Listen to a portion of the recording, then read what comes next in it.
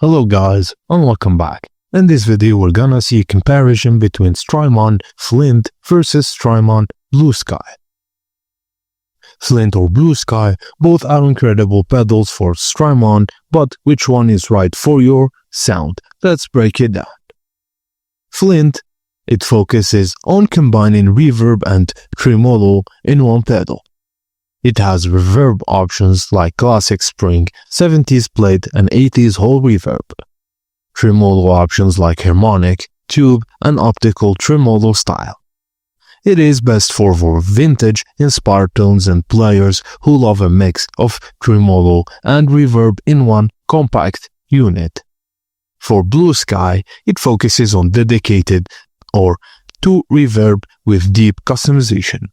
It has reverb modes as room, plate, and spring with a shimmer feature to ethereal sounds.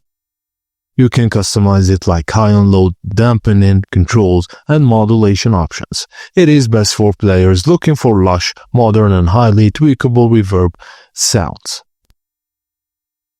Flint is great for simplicity and vintage vibes, perfect if you need both tremolo and reverb, and Bluesky is ideal for detailed reverb with modern features and more tonal flexibility.